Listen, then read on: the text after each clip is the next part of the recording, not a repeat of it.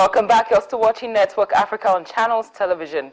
Now, the international community still maintains that the just concluded elections in Burundi were anything but credible, free and fair. In its defense, Burundi's ruling party termed the controversial re-election of President Pierre Nkurunziza a divine miracle, as the opposition accused him of declaring war by clinging to power. The United Nations Observer Mission also said the vote was not inclusive, free and credible, and was held in an environment of profound mistrust between political rivals, as opposed to what the ruling party is saying it was a divine intervention. The president's successful efforts to bulldoze his way into a controversial third term sparked protests and a failed coup, with a sweeping crackdown and an exodus of citizens fleeing the unrest.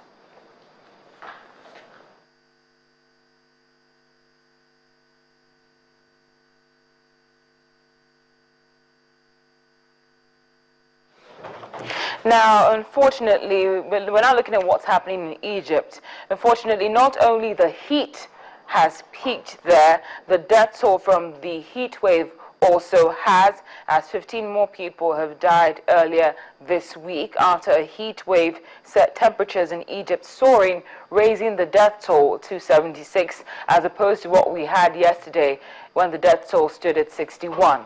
The health ministry in Egypt said 6 of the deaths were in the crowded capital of Cairo, adding that most of those killed were elderly. In addition, 187 people who were admitted to hospitals in other provinces after suffering from fatigue and high humidity levels worsened sweltering temperatures of up to 47 degrees Celsius in Egypt, killing at least 61 people between Sunday and Tuesday. Some regional meteorologists are warning that the mercury could rise yet again to unprecedented levels. Well, the weather is hot in Egypt, and it's been even hotter for the Al-Jazeera journalists who continue the countdown to their new retrial date, which comes up again on the 29th of this month. The trio of Peter Gresta, Bahir Mohammed and Mohammed Fahmy are accused of aiding the Muslim Brotherhood, which has now been labeled a terrorist organization by the government of President Sisi. It is important to note that this retrial has been postponed for up to 10 times now and counting. Well, for more on this situation, I'm being joined from Cairo by one of the Al Jazeera journalists, Bahir Mohammed. Bahir, thank you so much for joining us on the program. Thank you, Cynthia, for everything you did and for your support. Thanks for having me in your program. Thanks a lot. It's a pleasure. Now, your situation is a bit different from when we look at you and your colleagues, in that you are full Egyptian, and unlike what Mohammed Fahmy has done by renouncing his citizenship, that is not an option available for you. How exactly have you been dealing with that? I'm dealing with it. I'm happy, I'm satisfied, and I'm very proud that I'm Egyptian. I don't think it's an obstacle or it's a problem. No, I believe being an Egyptian is something very nice for me, and I'm proud of it. And also, I think the fight for press freedom doesn't necessarily mean that I have to carry a citizenship or no.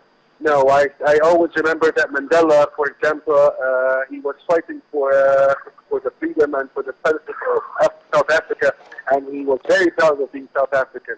Also, Gandhi was very proud of himself that he's Indian, and he was very proud of that. So I don't think being an Egyptian is something that really is something that I should worry about. No, I'm very proud of it. And people should differentiate between those who are ruling the country and the country. And I don't think the country did anything wrong to me. Well, Bahir, we've actually seen an immense crackdown on the press by the Egyptian government. Hopefully, when all this is over, come August the 29th, do you still see yourself practicing journalism in Egypt? The thing is, I really want to stay in Egypt, and I really want to work in Egypt because all my experience I was covering the Middle East and North Africa and Egypt. So I really wish I can work in Egypt, But I don't know if the authority will allow this. I don't know if they will allow me to get a press card. I don't know if that will happen or no. But if they allow me, if I got a good opportunity to work in Egypt, I'll be very happy to work in Egypt. Well, just if I let you go, Bahir, is there any card which you think has not been played that could actually lead to this case of yours being wrapped up finally? I'm sorry, I beg your pardon. Can you just repeat that? I'll repeat that. I'm saying, is there any card which you think is yet to be played that could actually lead to this case being rounded up, being wrapped up altogether? I'm sorry. I'm sorry. Just repeat it again. I'm sorry. I will repeat the question, Bahir. I'm asking if you think there's anything left to do. If there's anything left to do that probably hasn't been done either by your legal team, either by support groups for journalists, or even whoever, basically. Is there anything you think that's pending that hasn't been done yet that could lead to this trial being wrapped up? I think this trial is going to end, or I hope it will end by the end of this month, on the 29th. I wish all I can think about in this time that other fellow journalists who are still behind bars, who are still fighting for press freedom, and they are fighting and they are suffering because of this heat wave, as you just mentioned in your previously. They are suffering in this heat in prison.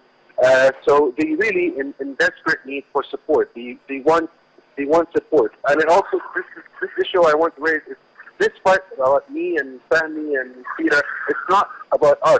It's more about press freedom. So this is what I think it's more important that we focus about press freedom and other journalists who are detained all over the world. It's very important to us to continue this fight to help immediately release every single journalist behind bars, not only in Egypt, but all over the world, because I think the professional journalists and press freedom and freedom of expression is the core of democracy. So if you don't allow it, if you keep journalists behind bars, that means that press freedom is still behind bars. Well, Bahir, thank you so much for joining us. We do wish you well, and hopefully things will get better come August the 29th. Thank you very much. Thank you. You're welcome. Thank you. Thank you. I've been speaking with Bahir Mohammed, one of the Al-Jazeera journalists who is on retrial, and the next date is the August the 29th. Well, it was still to come on Network Africa. It's our Africa Tech edition of the program, and we're joined by the co-founder of WeMunize, that's a notification system for nursing mothers.